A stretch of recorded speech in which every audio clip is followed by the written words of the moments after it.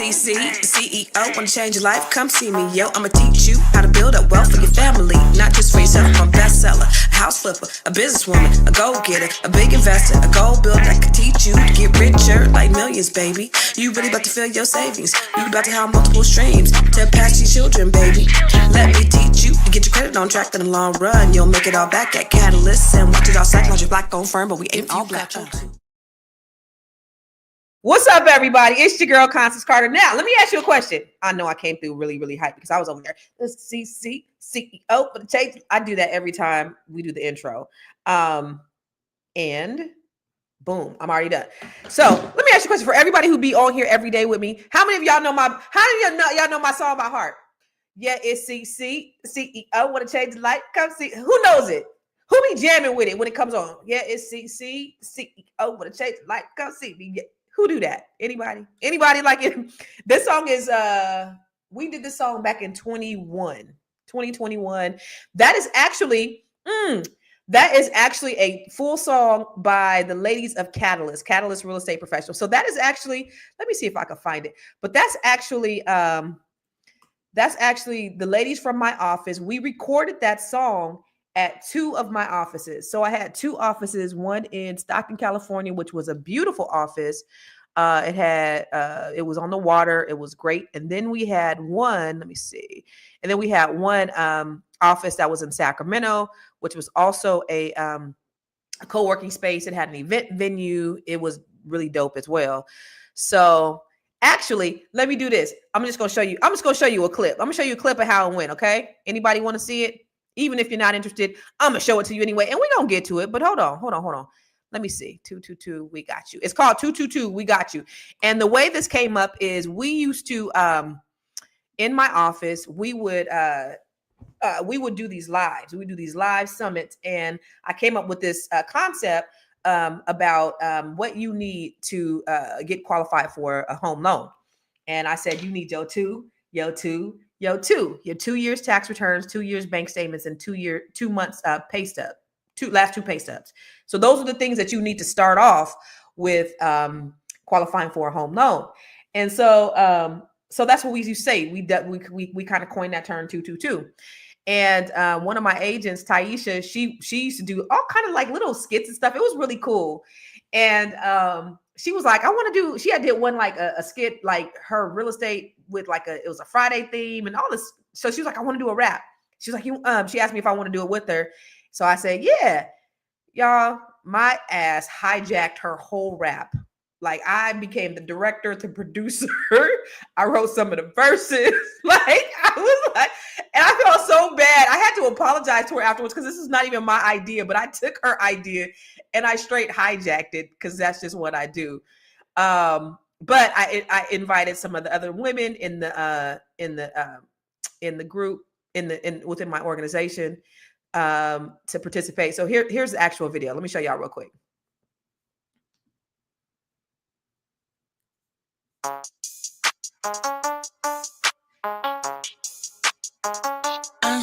Yeah. Let's go. All right, so that's Marcella. Ladies. That's at our Stockton office. If you got your 2, and your 2, then we got you. Yeah, we got you. Yeah, we got you. If you got your 2, and your 2, then we got you. We got you. Yeah, we got you. 2 years taxes, 2 months bank, 2 pay stubs. You ain't even gotta worry about HUD. Cause if you got your 2, and your 2, then we got you. Yeah, we got you. I heard that you've been shopping. I heard that rent ain't dropping. Oh my God, Taisha here with Catalyst. Let me give you options. Now that rates are dropping at an all-time low, you can quickly get approved with the 640. You know, you can just walk in, down payment, steady income, I'll arrange it. I'll find you a safe haven. Imagine all that you'd be saving. I'm patient, and I even work with sellers off the market so fast. It'll make that picture. You got your 2, your two, and your two. Marcella, Then we my got manager you. right now. Yeah, we got you. If you got your two, and your two. Yeah, then we got you. Yeah, we got you. 2 years taxes, 2 months bank, 2 pay stubs. You ain't even gotta worry about HUD. Cause if you got your two, and your two, then we got you. All right, Yeah, we got okay, you. Angela. From the valley to the bay to LA, I can list your house and have it sold in just a day. First time buyers, you can come my way, or even if you're investing or you want to upgrade. Okay, my name is Angela. I've been here 30 years, helping people buy their dreams and throw away their fears. Single moms, divorcees, vets, or you have an empty nest, you'll invest like a boss with acres like Rick Ross. If you got your two, and your two, yeah, then we got you. Yeah, we got you. Yeah, we got you. If you got your two, and your two, yeah, then we got you. We got you. Yeah, we got you. 2 years taxes, 2 months bank, 2 pay stubs. You ain't even gotta worry about HUD. Cause if you got your two, and your two, yeah, then we got you. Yeah, we got you. All right. So then my verse was coming on.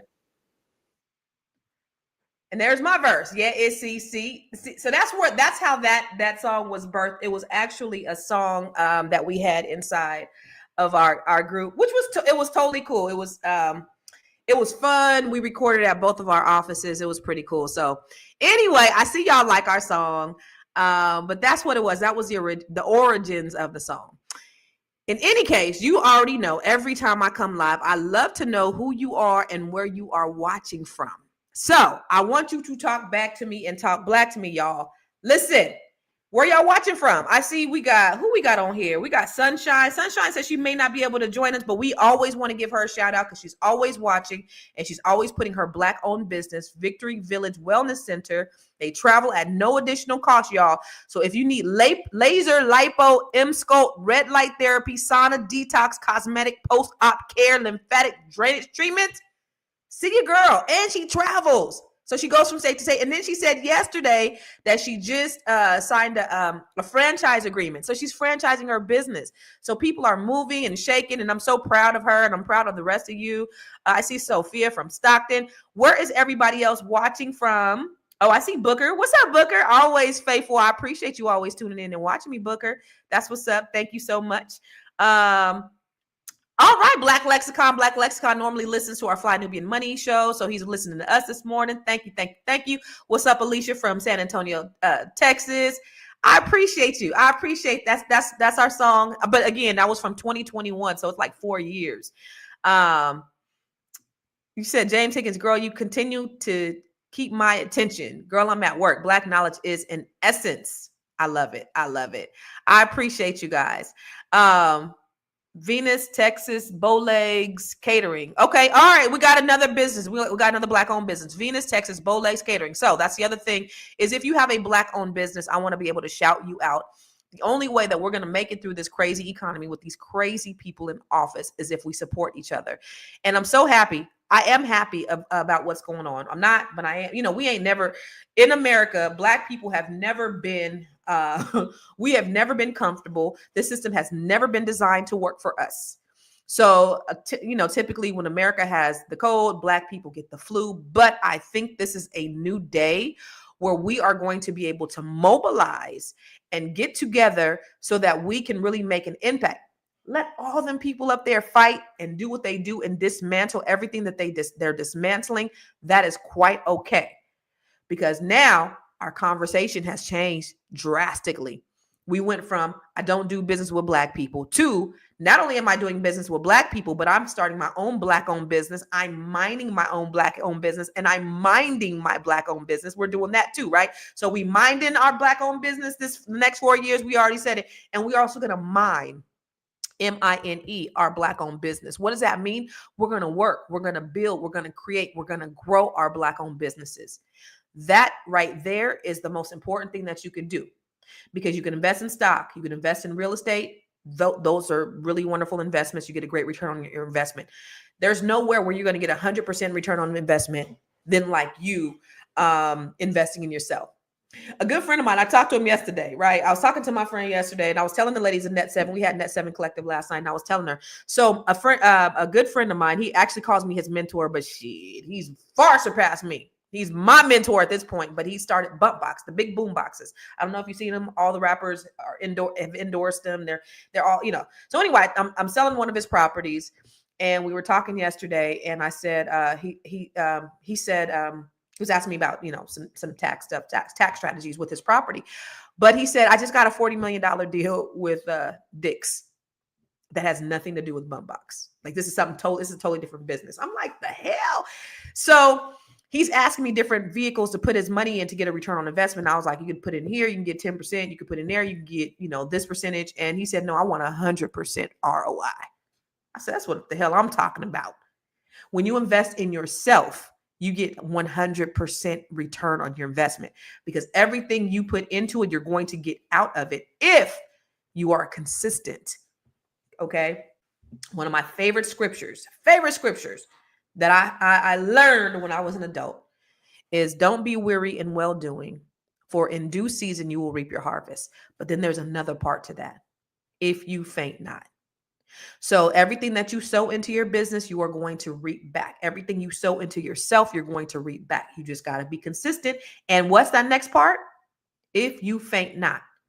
So investing in your business is one of the biggest things that you can do. It's one of the best things that you can do. You know, you just going out there and making sure that you're creating something, not just for you, for your family, for your community. It's bigger than you.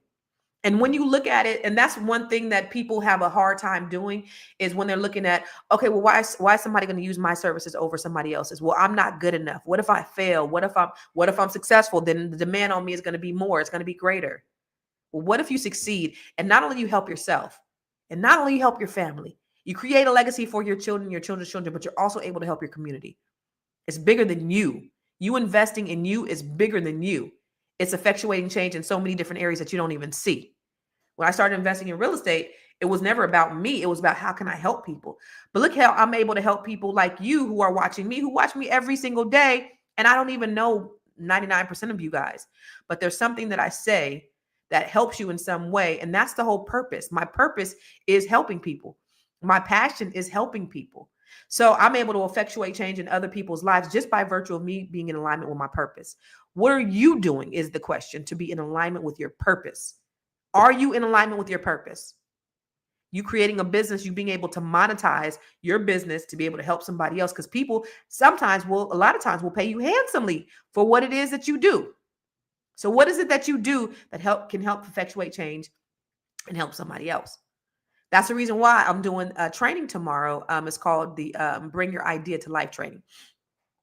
I'm doing this as a free training. I'm doing it for you tomorrow at the same time. So I'm not going to be live here. It's not going to be for everybody. It's only for the people who sign up for it. But if you go to thinkbuildmonetize.com, and you go to the Bring Your Idea to Life training, go thinkbuildmonetize.com.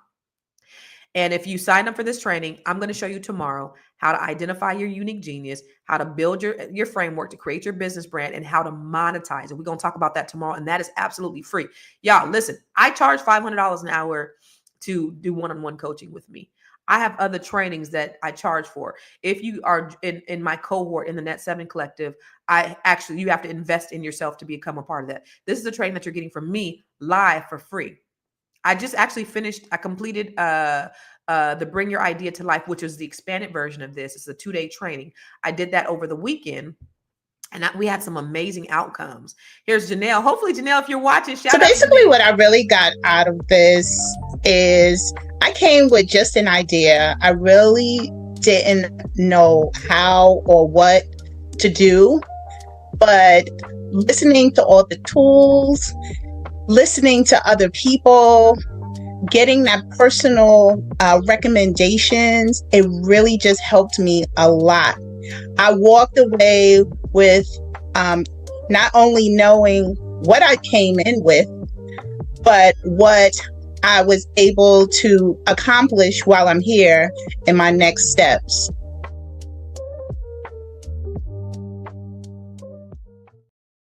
So that is going to be Friday. If you are interested, if you want to learn how to invest in yourself, because again, you are your biggest commodity. I'm doing this for you as a free training for you. For those who sign up, we're gonna get that information out there, and then it'll be a part of the Grow Your Money Club. So then you'll have to pay for it in order to see it. This presentation that we're doing tomorrow. So if you're interested, go to thinkbuildmonetize.com. What's up, Montez? Go to thinkbuildmonetize.com. so that you can sign up for this training so that you can be a part of it. And we can talk and we can rap and we can figure out what your business is. Last night we had the Net 7 Collective, which I have every Wednesday night. What you guys been doing this weekend? And of course, listen, if this is your first time listening, I'm not like your average quote unquote podcaster or live person. Like, I like to interact. This is a dialogue and not a monologue. So I like to rap with you and see what's going on with you also. But last night we had the Net 7 Collective and it was so great. We just pulling these businesses out of these ladies is so inspiring, and to see where they are, and to see like when one of the sisters has an issue or when they're weak, you have the other ladies, the collective, that's strong. One of the ladies wasn't 100%, and she was actually, so I break them out in breakouts. So we do like this personal development piece in the beginning, and I put them in breakout rooms and they talk to somebody individually.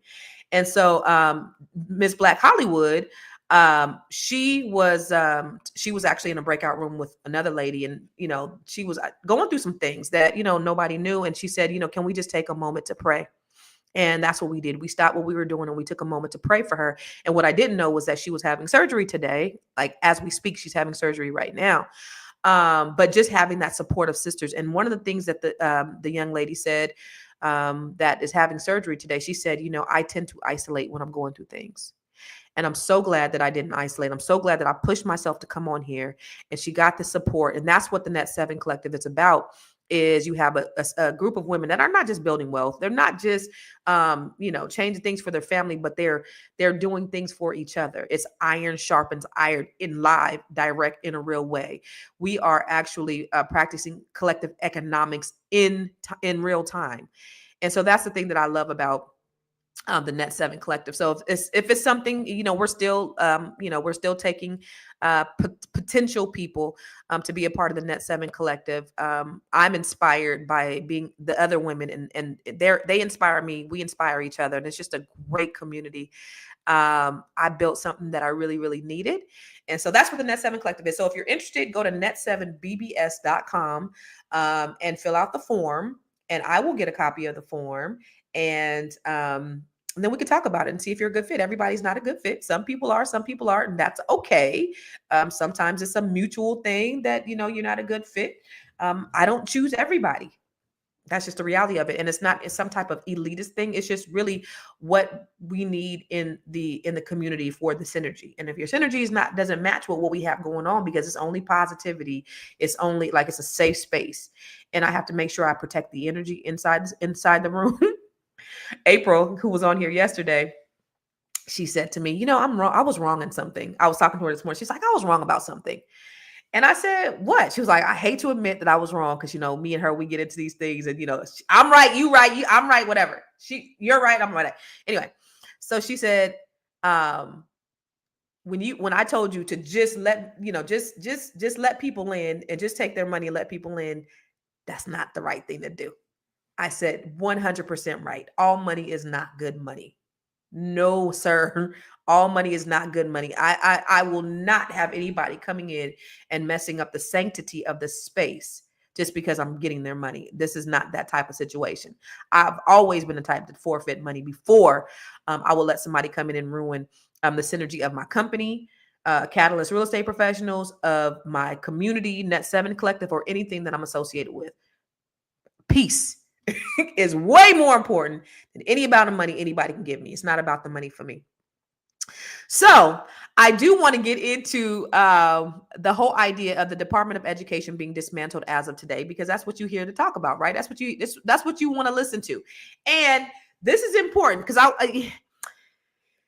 I have, thoughts about this. Now we're seeing like in the media, and it depends on which media you listen to. If you listen to more liberal news, they're saying that, this is a mistake and can't happen.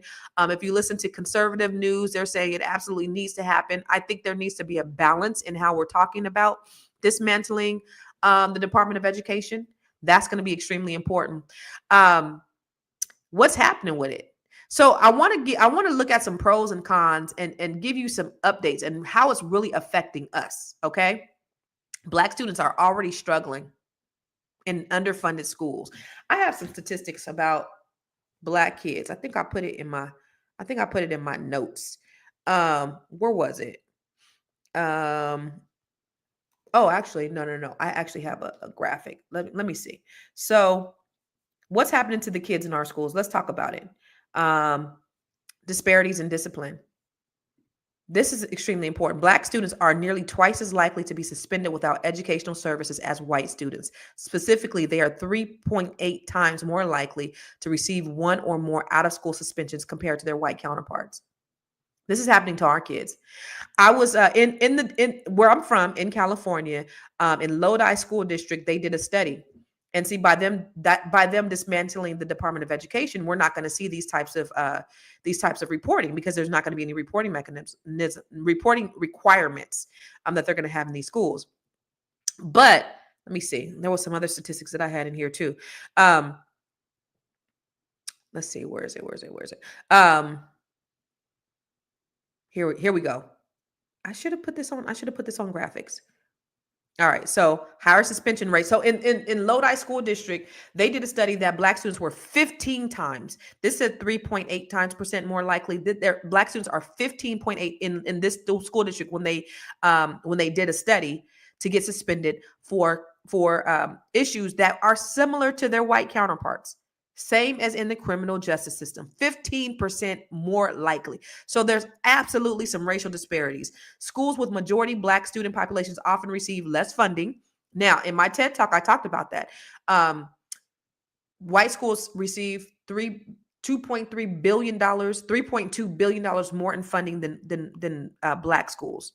Now, they're not performing better because they're smarter. It's because they have access to more resources. We know that, right? But then when you get into the college level, the collegiate level, they're not letting Black kids in these schools because they're not performing. And we know that these tests are racially biased because they don't have the resources to be able to teach the kids adequately and efficiently. So we have these higher suspension rates. We have lack of Black teachers. I think I have a thing in here. While Black students constitute 15% of public school enrollment, only 6.1% of teachers are Black, with Black males comprising less than 1.3% of the workforce. Now, I am so fortunate, y'all. When I was in California, my kids had never had a Black teacher ever in life, ever had any Black teacher. And a Black male teacher, fuck out of here, ever. My kids now have nothing but Black teachers, Black men, Black women. I love it. They're able to see men that are teaching them in a positive light. Principals Black. They getting on them. They call my kids' school the Mecca of excellence. They make sure that they get on their little Black behinds to make sure that they have a vested interest. When you have kids that look like you have more of a vested interest in what these children are doing. I love that. I'm so happy. My kids have financial literacy, which they've never had. In California, they have that, which that's my youngest son's favorite subject is financial literacy. They have things, my son's in computer science, and all these creative things that are absolutely fantastic that my children get to take advantage of. And they're here and they have all Black teachers. Love that. It was a culture shock for my kids. I ain't gonna lie. Because you come from a situation where there are less than 1% or maybe 1 to 3% Black kids. And now that's all you see. And it's so funny because when I drop them off, I can't, when my kids go into the sea of children, I can't tell them apart from everybody else because they all wear uniforms. They all got, the dreads and all that stuff. The other thing is there's lower expectation and bias from the teachers. Y'all, if you've ever heard me talk about this is when I used to have to ride my kids' teachers. And this is why parental advocacy is so important. When my children were in elementary school, look at the conspiracy. Read the book, The Conspiracy to Destroy Black Boys by Joanna Kunjunfu. It's a very real thing. It starts in elementary school, where they are intentionally biasing, penalizing, suspending, expelling our children at astronomical rates for the same thing that white kids do. They do this to our kids. So they have lower expectations and biases. So y'all, when my son was in, and this, they only did this to my oldest son because he was the oldest. They didn't know who his mama was. They didn't know that his parents were engaged and involved. And so once they figured that part out, they left my kids alone. So by the time my other kids came up, because they're all 2 years apart, my boys are all 2 years apart, they had no problems because I had already set the foundation and set the standard for what I expected out of these teachers when it came to my kids. So when my son was in the 3rd grade, I think the teacher tells me while we're in a parent-teacher conference, I think you should get him checked for ADHD. Okay. In my mind, he was totally fine. Now, he may have been on that spectrum, but in my mind, which he wasn't, he's never been tested. He's never had any problems. My son he would get up, walk around class because she allowed him to. But I looked at it this way. If he was 8, my other one was 6, my other one was 4. My 4-year-old was a terror at the house. He would run around crying, making noise, blah, blah, whatever. My son was still able to sit there and do his homework and concentrate with all this stuff going around. This is what my thought was at the time. This boy is over here able to function and operate in all this chaos. There ain't nothing wrong with this kid. You just don't know how to control your classroom. So I said, okay, I'll consider it. She said, maybe you should get him checked. I said, I'll consider it. And then a few weeks later, my son was talking, because when I tell you that one right there, I was just talking about him to somebody. He is the talker. He talks. He used to talk. And my middle son would be like, Warren, shut up, please. I can't think, because he used to just talk so much. And so he was talking. And the teacher got up and said, when is your mom going to take you to the doctor, in front of everybody? Yo, when I got through with that lady, she had nothing. She never did anything like that again, of course. And I mean, she was definitely afraid of me, and she changed her whole outlook, attitude, and everything else. Because I got everybody in it. I got everybody together in that office. I got them all gathered in that office. The principal, the vice principal, and that teacher. Never had to worry about that again. Because when they know that you are engaged and you're a present parent, they are less likely going to do certain things and treat your children a certain way. They're also a disproportionate placement in special education for our Black boys. I don't know if you knew that. Jawanza Kunjunifu talks about that in his book. We have lack of advancement in these schools that are underfunded. There's lack of advancement to AP classes and STEM classes. And even if they are AP, they're not putting them in these classes. I think I told you I had scored the highest in my school in the standardized test, but they never put me in the AP classes. And this was in junior high. This was in junior high or elementary school. Then you have the cultural erasure of Black history. Well, they wasn't teaching them right Black history anyway. So F all what they was talking about. They wasn't giving us real Black history. So, throw that out the window. And then there's mental health and trauma support deficiencies that they don't have.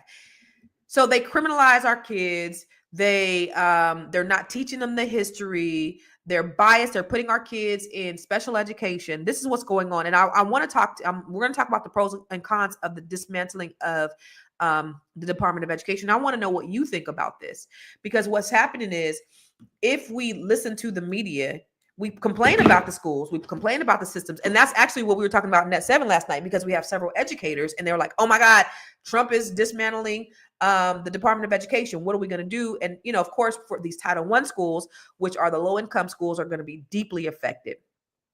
All of these things are going to happen.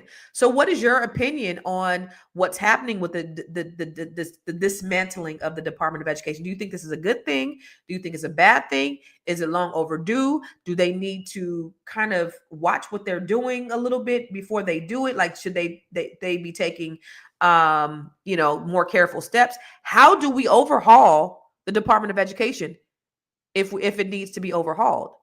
How are we really going to be able to do that?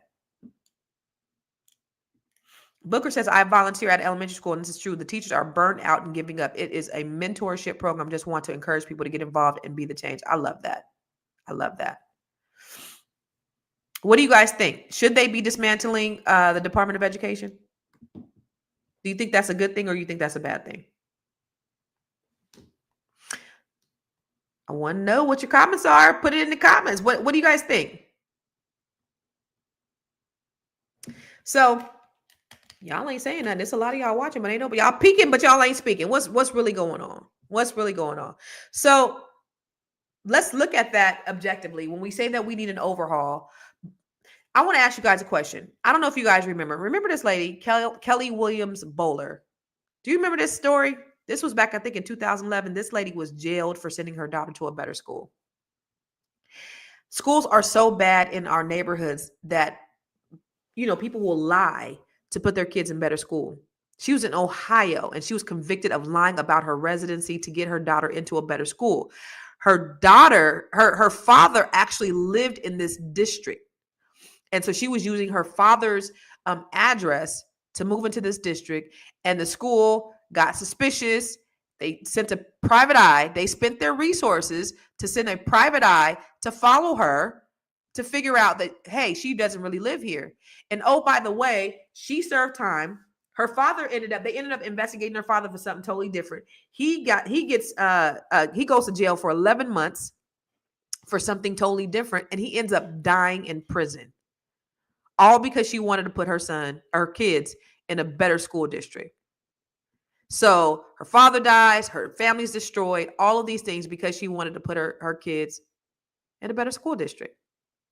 These are the things that Black people have to suffer with. When you had Brown versus the Board of Education, it was supposed to eliminate segregation in schools. What happened? Did it really eliminate it? I don't know if you know, but schools are funded by local taxes. So if schools are funded by local taxes and you have urban decay, and urban decay do you guys know about urban decay? Urban decay has been exacerbated by white flight. So when these white people left these urban neighborhoods, they took the economies with them.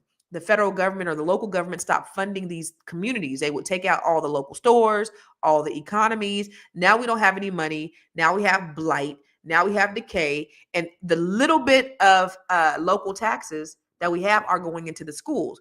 And that's the reason why you need federal funding to go to these Title I schools, which are the poorest schools. So we need that from federal. But what Trump is proposing is that the state takes care of this. The state takes care of the funding for the schools. Okay, cool. If the Department of Education is not going to be helping funding the schools, because they don't have anything to do with the local curriculum. That's why you have states like Florida and Texas that are taking out the critical race theory. They're not trying to teach Black history. But you have other states, because the states, what's mandated by the state, what the curriculum is mandated by the states, but the federal government gives funding to the states to be able to address some of the discrepancies and the disparities. That's what we need. The good thing is you may have a situation where you have more school choice, right? So if you have more school choice, the state takes over. We can see more charter schools, even more Afrocentric schools, more Black-led education that actually reflects our history and our culture. That's a positivity that can come out of the dismantling of the Department of Education.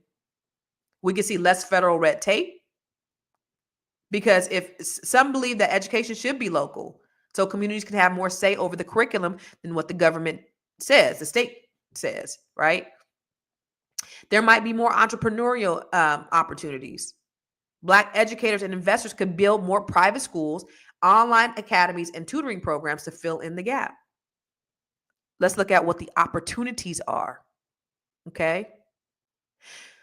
But if we look at the cons of the Department of Education being dismantled, again, the funding, you're taking away the funding from the most vulnerable communities, the most needed communities. You may have more inequality. Red states may cut funding, leaving Black schools worse off. That very well may happen. States like Mississippi, it's a red state. They vote against their own best interest, but then they may cut off the funding in those areas where we see a majority of Black kids. Might be more segregation. I don't know. It might make it harder for Black students to access better education. The biggest thing I think, though, is the HBCUs being at risk, right? Because HBCUs are actually, you get help from Pell Grants and funding from the government. That could all go away. HBCUs, between 1976 and 2022, Black student enrollment at HBCUs increased by 15%. However, during the same period, enrollment of students from other racial or ethnic backgrounds at HBCUs grew by 117%. Consequently, the proportion of Black students at HBCUs decreased from 85% to 76%. Crazy. But here's the thing. Black students who begin their higher education at HBCUs are 40% more likely to earn bachelor degrees than those who don't attend HBCUs. Now, we talked about a few weeks ago about how all of these judges, I still got it. 40% of members of Congress come from HBCUs. 40% of Black engineers come from HBCUs. 50% of Black lawyers come from HBCUs. And 80% of Black judges come from HBCUs. These are very necessary. So what happens if funding gets cut off from HBCUs? What do? We need more Black-led educational initiatives. We need more community-funded charter schools so that maybe more Afrocentric charter schools. Maybe Dr. Umar will finally come up with his charter school. Who knows? The biggest thing I think for us Black people is we got to teach financial literacy at home. If student loans become harder to get, which if the Department of Education cuts the funding, they will, we got to figure out how to teach our kids to build wealth early. That means they need to be investing in stock, in real estate, in entrepreneurship, and not depending on the government. Remember, Black women are the biggest benefactors of the student loans. We have the highest amount of student loan debt. So what is this going to do? What is the opportunities that we see here? What are the opportunities? Does anybody know? Let me see. We have a whole WWE wife in charge of education. Nothing good could come from. Oh my God. We need to revisit and redesign schools. Okay. Let me see. What else? What else we got? Somebody said my grandson goes to a charter school and he's 6. I was so glad to see a Black male principal. That's amazing. He said he would do this. So how can we combat this? And those are the things, Pressure Point, that we have to do. We have to look at these. This is an opportunity. We always got to look at this as an opportunity. Okay. So this is not just us saying, okay, laying down. What are we going to do? Teach. We got to support school choice, but on our terms. Okay. So 5 things we can do today. Support school choice, but on our terms. We got to invest in our own schools and our own programs.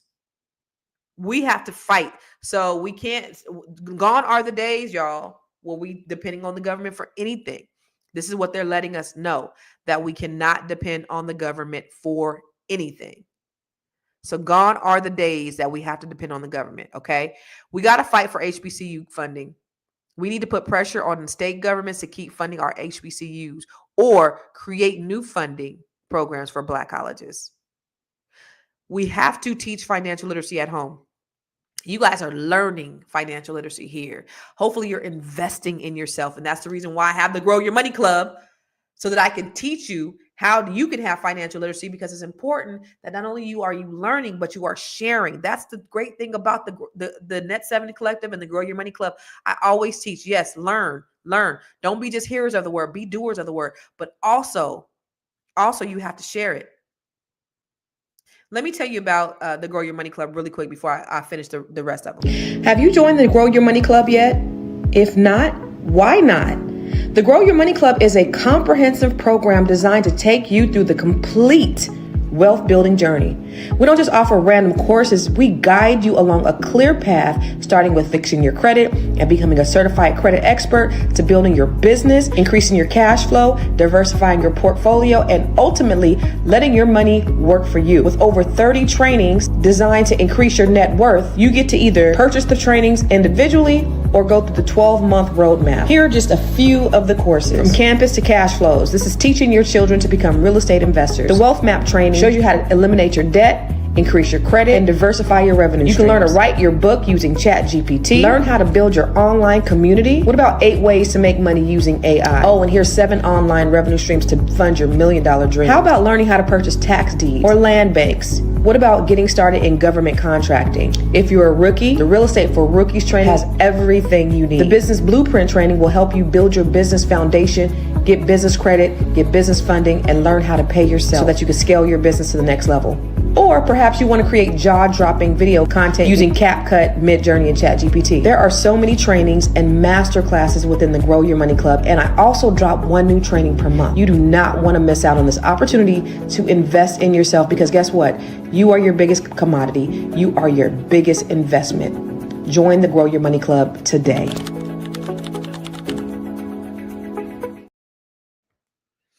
So listen, the reason why I'm doing this for you all is because I want to create a space where you can learn. We have to close this wealth gap. They say in 2017 that our median wealth is going to be at 0, and they're doing everything that they can to make sure that that comes true. Really, if you don't think these white people is thinking about you, guess what? They are. And they have been planning your demise for the last 50 years, literally. They always try to figure out a way that they can destroy you. They really do. Think about, I'm always going to give you the historical perspective, but I don't want you to forget, because I want this to be ingrained in your mind. After the Civil War, after slavery ended, they started criminalizing Black people because the 13th Amendment said slavery is outlawed except for what? In the instance of prison. So they started criminalizing specifically Black men. That's why you see a disproportionate number of Black people in the prison systems, because it was designed that way. How do we still be the superpower of the world, but slavery is outlawed? We're going to go ahead and criminalize them. So they've been criminalizing Black people since the end of slavery. Okay. Then you have Black communities that are built up. You have Wilmington, you have Rosewood, you have Greenwood, you have all of these communities all over the place. Some of them they burned down. We know that. Some of them they bombed. We know that. Also, they've done eminent domain. They put freeways through these communities. They put them underwater. They've created parks. Central Park was created from a Black affluent community. Every time we've taken 2 steps forward, they've pushed us 10 steps backwards. Okay. There's been all of these things. So when we try to assimilate and we say, we're speaking the voice of the majority in power, and when we're in unison with them, their interests are not the same as ours, because their interests have always been against us. And we have to close our ears, and we have to really start acting according to our best interests, because they really don't have our best interests at heart. So when you see the rise of civil rights leaders, who killed them? Who killed all the civil rights leaders? The federal government, an entity of the federal government. We know that the CIA put drugs in our communities, and then they criminalized us. There has been a conscious effort to destroy Black people. So now they're saying that our wealth is going to be at 0 in the year 2053. That very well can happen if we keep on the trajectory. I do believe this is a new day with this new administration, not because they're doing anything for us, but because they're continuing to blatantly try to destroy us. But what that's done, Black people, is that's causing a great awakening of us. Our conversations are different. How we move is different. We are mobilized and we are making money. We are doing the things to come together to build, because we know who our real enemy is. We know they're not pretending like they're our ally anymore. They are very loud with their disdain for who we are, and we ain't even bothering them. We just want to live in peace and harmony. We want to love on our families. We want to build. We want to have something great. We want to create legacies for our children. That's all we want to do. But here they are plotting our demise, y'all. That's what they're doing. They are plotting our demise. And I'm so glad that now we see it in real time. They can no longer hide this. Okay? They can no longer throw rocks and hide their hands. We see it. We got Project 2025. It's all over the internet. All the information is out there. So we're thinking differently. We're moving differently. We're living different. Our conversations are different. We're trying to enhance our communities. I see Black people unifying like never before. This is another common goal that we can unify on. They wasn't educating our kids anyway. So what? Okay. So we got to educate our kids. They weren't teaching us. What did we learn in school about history, Black history? We learned about Martin Luther King. We learned about Rosa Parks, and we learned that we were slaves, and that's it. We don't learn real history. On my page, on my Constance Carter business page, I started doing a Black History Spotlight in February for Black History Month. So now I'm doing it like I'm going to do like once a week or twice a week, right? So this is Women's History Month. I'll be showcasing Black women. But the amount, just me in researching Black history, that they will never teach you in school. The things that I've learned that I'm sharing is crazy. And it's getting so much traction because this is the stuff that hasn't been taught in school. Make sure you follow me on everywhere I am Constance Carter. Yes, they feared the Black Messiah.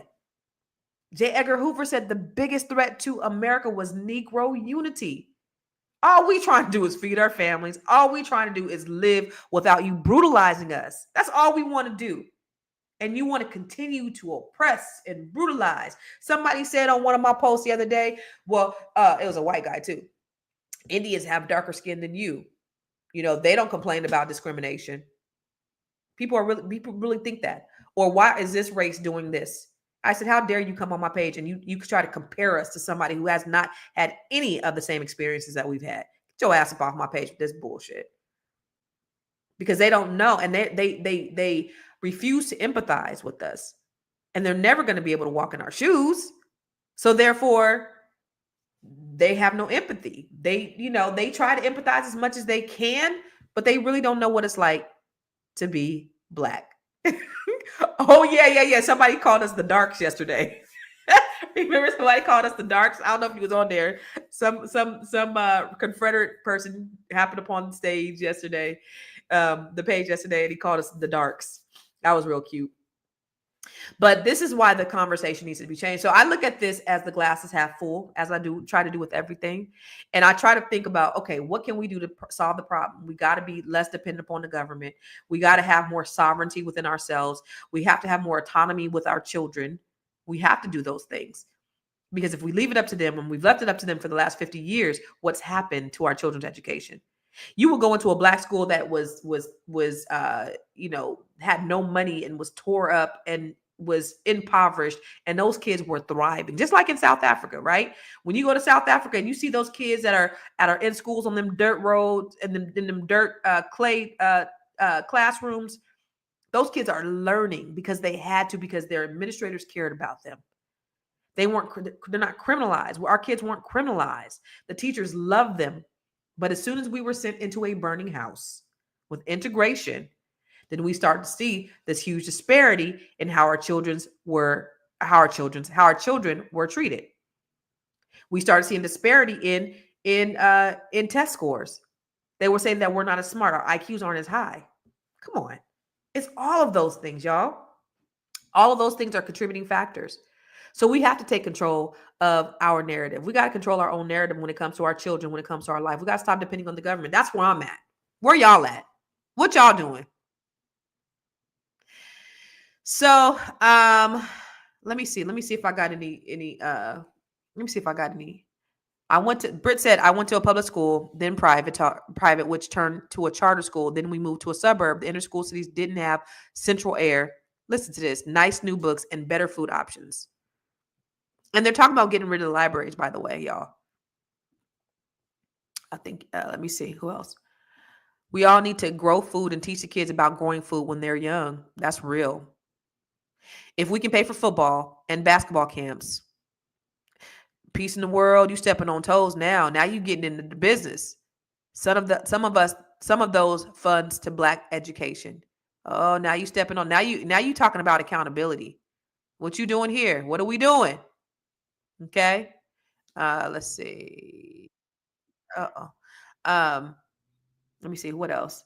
I live in Ohio as well. It's true as well. Over the years that they took away after school programs, even closed down schools that had too many Black students that were good at athletics. So what good was the Department of Education for our children anyway? Again, we got to stop taking on their rhetoric. These are white people problems. These ain't black people problems.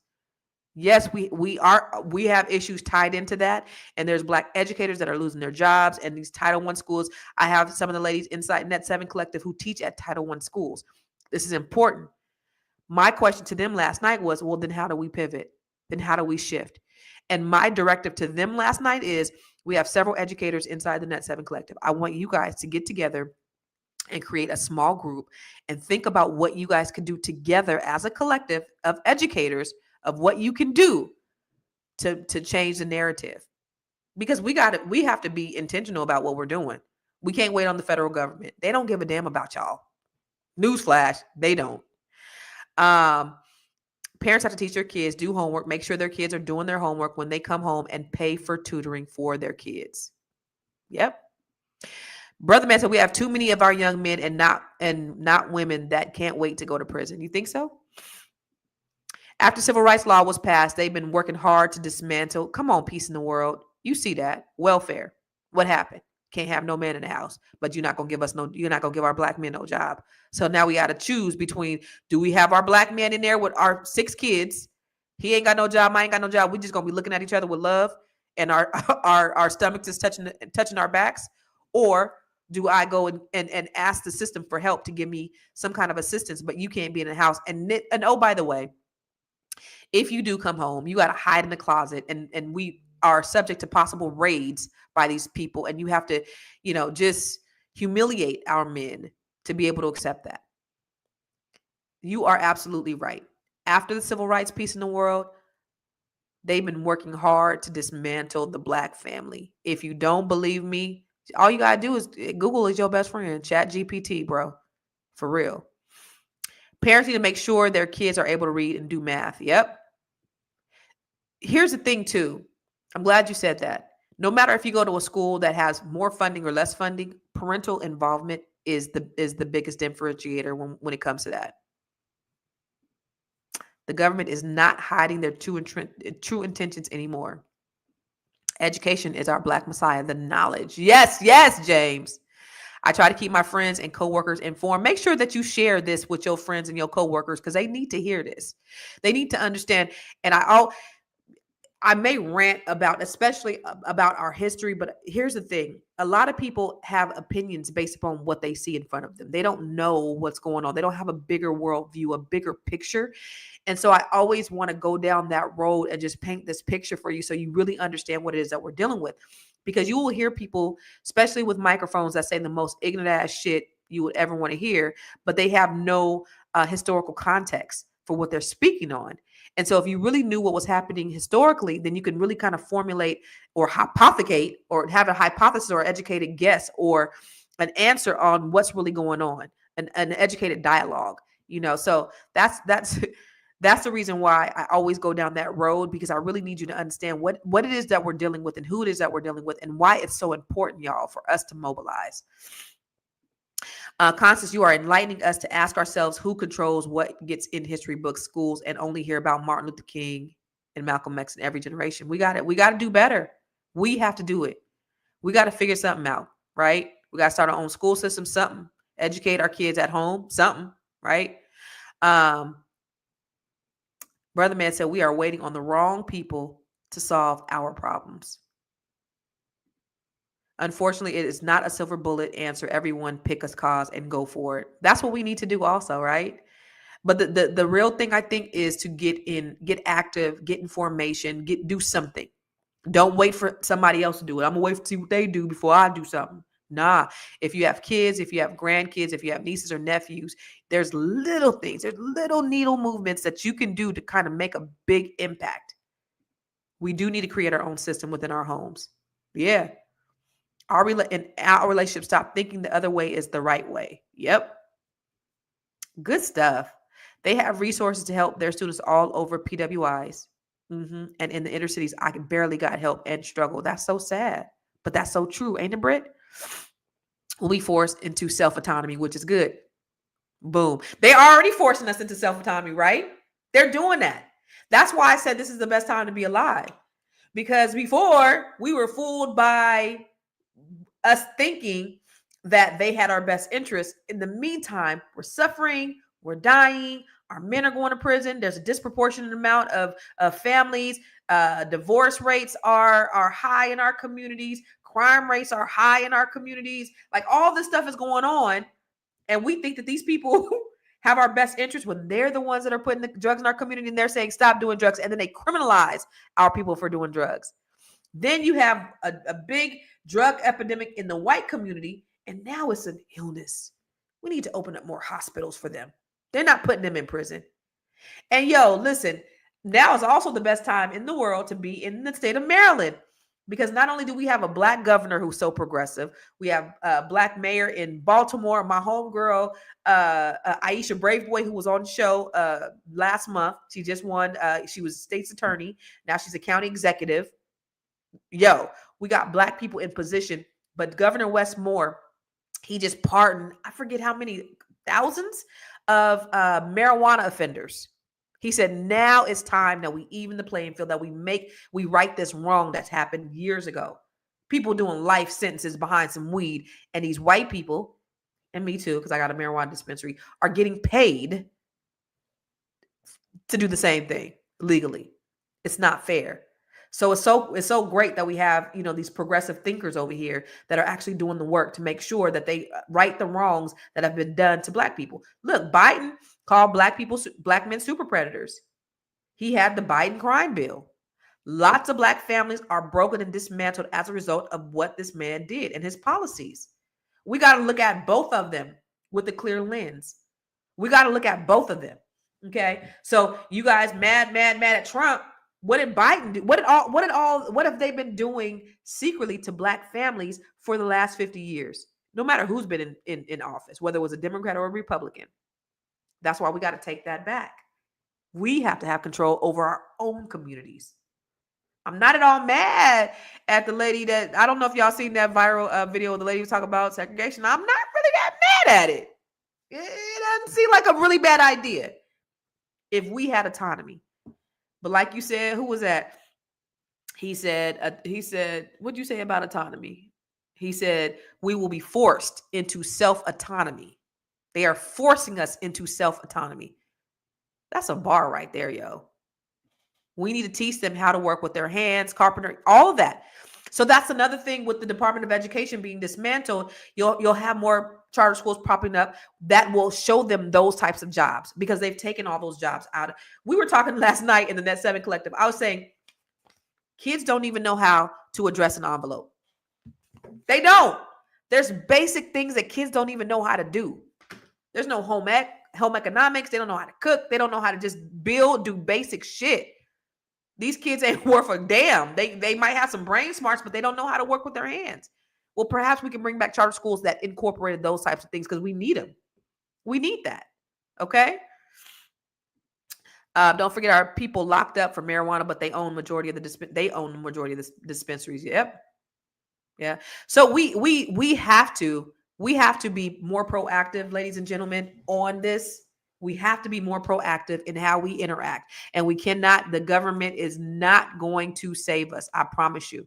And so the moment that you think that the government is going to save us is the moment that you've lost your mind, because they're not going to do it. They're just not. So, I wanted to show you all, what else I want to show you? Let me see. Oh, it won't let me upload it. Oh, I think I have a Ask Constance. So let's go to the Ask Constance. Where's Ask Constance, Jahari? We got it. We good? Where's Ask Constance? Ask Constance. Okay. What's my Ask Constance question? How important is it? Oh, okay. Let's put this on the banner. Let's put this here. How important is it? How important is a financial plan in a marriage, and should people do a prenup? Ooh-wee. Okay, what if you don't have a prenup and you have a postnup? Okay, how important is a financial plan in a marriage, and should people do a prenup?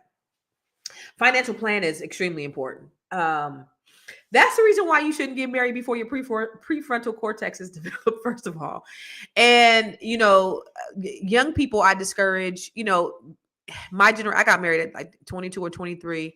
And it was encouraged by my parents because my parents, they started having children and starting their family younger. What I'm encouraging my children to do is just wait until they're more established financially. The boys, wait until you're able to take care of a family before you try to even think about getting married. My daughter, make sure you got your stuff together before you even think about getting married. Having a financial plan in marriage is extremely important. Should you do a prenup? Well, that all depends on the person. That all depends on the situation, really, because you don't get married thinking that you're going to get a divorce, right? You're getting married thinking that you're going to be married for the rest of your life. So it's like, okay, this is my exit strategy in the event that it doesn't work out. I have a friend who just got married. Well, she just got married. She got married 8 years ago, and divorced. I think that maybe about 2 years ago they had a prenup, and it ended up working out for him because, she was able to leave with what she came with and he was able to leave with what he came with. And it was a win-win for everybody. They thought that they were going to be married forever, but it was something that protected the both of them and both of their interests. Unfortunately, like 6 months after they divorced, he died. So if she'd have waited, she'd have held on 6 more months. She would have got everything. That's bad. But I would say definitely before you sit down and say, I do, please know what's going on. Know this sister's credit score. Know how much money this brother makes. And you should share money, right? It's okay for him to have his own money. It's okay for her to have her own money, but you also should have a place where you have both of your money in one pot where you're sharing, the bills. So I think that financial planning is one of the most important things because I think 80-90% of marriages go through divorce because of financial issues. So if you don't know what you're getting into up front, then it could be actually devastating to your marriage. So you definitely need to do that. Have those conversations about it. What do y'all think? Y'all think you should?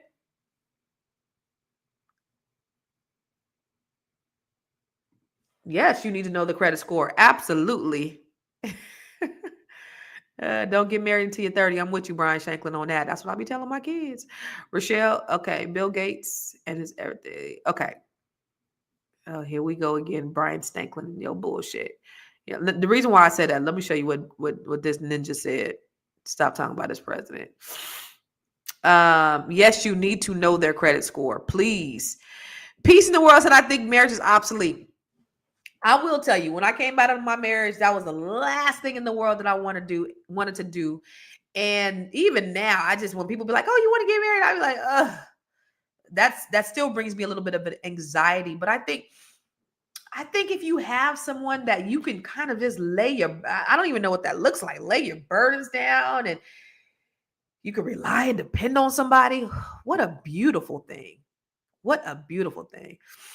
Karen said, a financial plan is very important. I don't think people need a prenup unless you have substantial wealth. That may be it. Black people need to start teaching our own children. The Board of Education doesn't benefit Black children. We need to develop more education and tutoring programs teaching our children. You know what's so funny is there are a lot of people out there who just listen to rhetoric that comes on. And I think a lot of us are guilty of doing the same thing. Just a lot of rhetoric that's out there that, they just they don't believe in facts. And so I was watching this video yesterday, this young white guy, and he's really smart. He's really intelligent. His name is Dean. But this is kind of indicative of what we see with a lot of uneducated people who are in those rural areas who probably will have control over what happens with the education of our people. Watch this. All you do is spew facts because you think that trumps what's happened to me in my life. You think spew facts? All you do is spew facts. That's all you do. I like you a little bit more now. Yeah, facts like statistics. Shit you've read in an article. Is he meaning? Is he meaning? You have no idea how the actual effect it has on the American people. Is he meaning to say this? In office all day trying to debate people. Is he meaning to say this, buddy? I am meaning to say this. All you do all day is read articles and get statistics so you can debate people and smile while you debate it because you think you're better, which you're not. I don't think I'm better than you. I just think I'm smarter than you. You're not. Just because you read statistics all day doesn't mean you're smarter. Just because you read statistics all day doesn't mean you're smarter. Okay. And that's a fucking liberal thing to say. Okay, all right. Just because you read statistics doesn't mean you're smarter. Education does not make you more intelligent. I couldn't disagree more. Education doesn't make you intelligent. You learn things so you have more knowledge. That's it. But that doesn't make you smarter. Are you sure that you want to defend that premise, that education doesn't make you more intelligent? It doesn't, because I know a lot of people that went to college that I know more than them. Just because you went to college for 4 years and studied how to teach kids doesn't mean you know more than me. Well, I never specified traditional or institutional education. You're talking to a college dropout. Okay. I couldn't agree more that for some people, the way in which institutions of education would present information is not conducive towards, like the highest level of intelligence or retaining of information. Okay. But I'm merely arguing education of any form can make one more intelligent. I guess it's partially true. Right. It is partially true that education can make one more intelligent. So when you try to critique me by saying that I educate myself all day, then I come on live to spew facts, I look at you and I think to myself, what the hell is this guy saying? Because you're educated and you spit facts, you think, what? Huh? This is why the American education system is broken, y'all, because you have people that actually think like this. This is why we need an overhaul and a revamp of the Department of Education.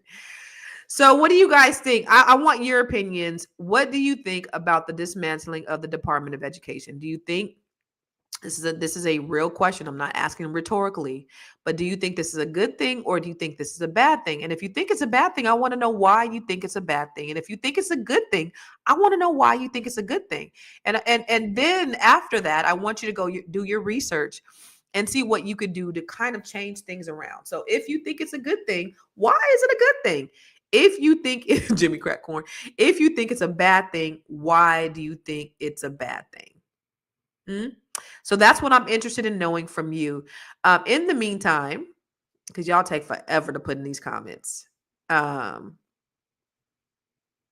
Shanklin said facts. Nobody respects marriage in society, which is truly about legacy and wealth. Husband and wife working together as one union, not about getting half in a divorce, court, or so prenup and marriage paperwork. That is the thing, President 48th United States.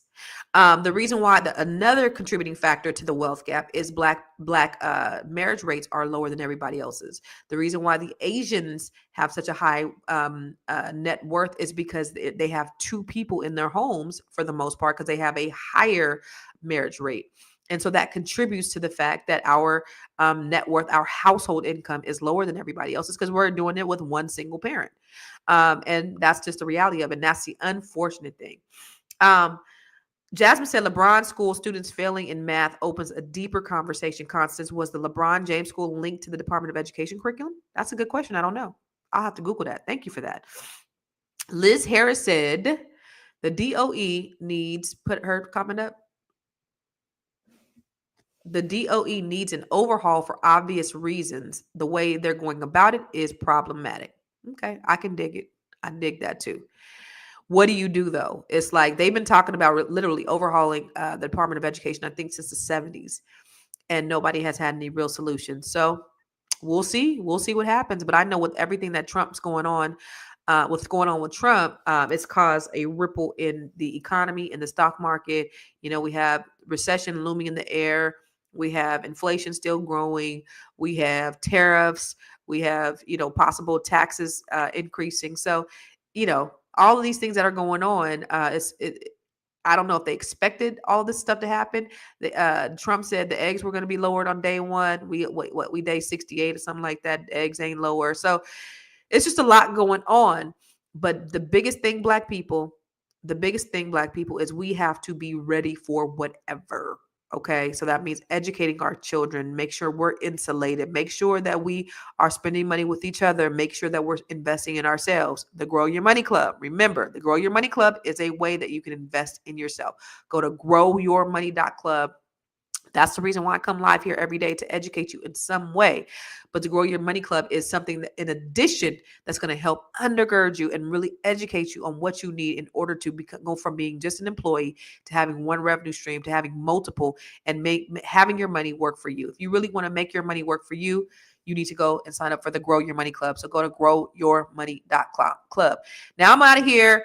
I wasn't supposed to be on the next podcast, but it looks like duty calls and they asked me to be on the next podcast too. So I'm gonna get out of here. Make sure you guys watch the Fly Nubian Money show. And let me tell you about the Black History Spotlight. These are always good. This was such a fascinating story to me. I want you guys to see it. I didn't know all of this stuff about Stagecoach Mary until I actually did a little bit of research. I think it was really dope. Watch this. Listen, family, when we talk about Black women breaking barriers, we got to talk about Mary Fields, aka Stagecoach Mary. She was a whiskey drinking, cigar smoking, gun toting legend who didn't ask for permission to take up space. She just did. And she did it on her own terms. Now picture this: 6 feet tall, 200 pounds, with a gun tucked under her apron and pants under her skirt. Mary wasn't about to let society tell her how a woman should act. She drank her whiskey straight, she cussed like a sailor, and smoked handmade cigars. And the best part, she was so respected in her town of Cascade, Montana, that the mayor gave her a special permission to enter any saloon she pleased, even though women weren't allowed. And let me say that again. They had rules for everybody else, but not Mary. That's the level of respect and power she carried. But let's be clear, Mary's journey didn't start in Montana. She was born in enslavement in Tennessee in the early 1830s, spent 30 years of her life as somebody else's property before she finally got her freedom. And like so many of our ancestors, she had to keep moving, keep grinding, keep pushing just to survive. She worked in Florida, then in Ohio, just trying to make a way in a world that wasn't built for her success. But Mary wasn't the type to let life push her around. At 52 years old, Mary found her true purpose when she heard that her best friend, a nun in Montana, had fallen sick with pneumonia. She dropped everything and traveled across the country to nurse her back to health. And when her friend recovered, Mary decided to stay, and Montana would never be the same. She became a vital part of the Cascade community, and y'all, they didn't just tolerate her, they celebrated her. On her birthday, every school in town shut down, y'all. People loved and respected her like family. She became the first Black woman to work as a U.S. postal carrier, fearlessly delivering mail across dangerous territory. Here's what I need y'all to take away from this. Mary Fields didn't shrink herself to fit into society's expectations. She carved out a space and forced the world to respect her. She lived boldly, she protected her people, and she never let fear or limitations define her. And that's exactly why I want every Black woman listening today to remember, don't have to fit into anybody's box. You don't have to wait for approval. You just have to show up, be fearless, and own your own power. So tell me this. What legacy are you building? Because Mary Fields left behind one that still inspires us today. Now drop a Black fist in the comments and share this story, and let's keep celebrating the Black women who paved the way. Yo, I love that story about Stagecoach Mary.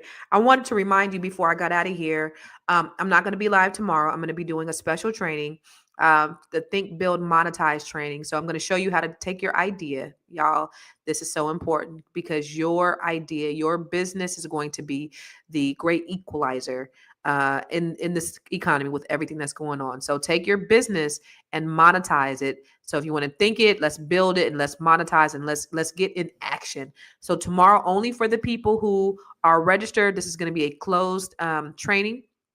But if you sign up, you will have access to it. And then if you want to watch it after the fact, you're going to have to go to the Grow Your Money Club. But in order to register, go to thinkbuildmonetize.com if you want to be a part of this training. And I can't wait to see you. Now, I just did. So this is the intro to the Bring Your Idea to Life training, which I just had one. I just did one over the weekend, which was amazing. And I had a few folks that just shared how they felt about the training, because they came with an idea, they left with the business. Watch this. Hi, I must say that this training has been an absolute blessing to me. Constance has made me awake in ways that I never thought. She has pulled out things for me that I didn't want to be pulled out. I think she has, even though she doesn't say it's a gift, I think she has a gift whereas she can see something in us that we may not be able to see in ourselves. And she doesn't stop until she pulls it out of you.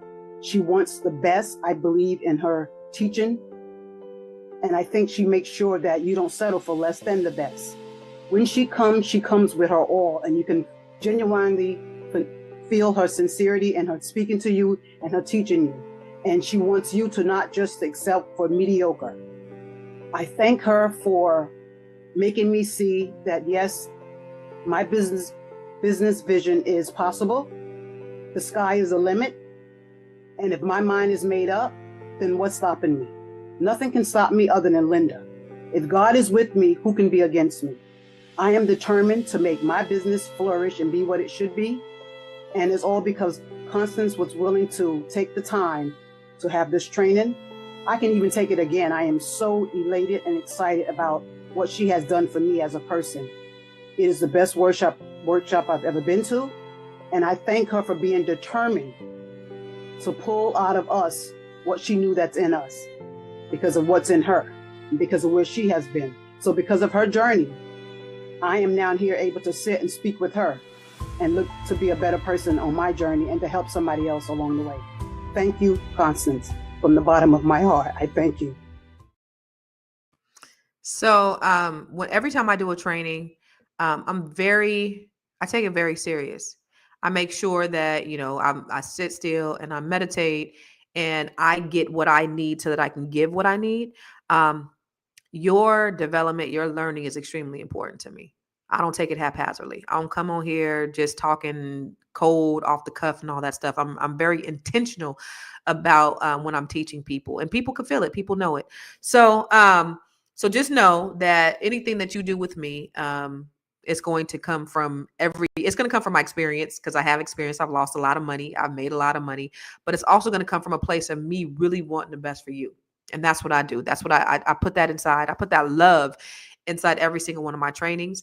And we have both men and women in this training. I didn't get a chance to do the testimonial from the men, but we have everybody. So it's not just for women. To bring your idea to life is not just for women. So this is for women and men. So if you are interested, go to thinkbuildmonetize.com so you can get registered.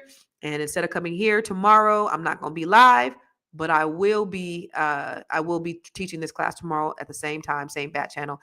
I appreciate you guys for rocking with me as you always do. So faithful. I appreciate you. I'm going to see you on Monday, I guess, at this point. Okay. I'll talk to you soon. Wait, where's my, oh, there it is.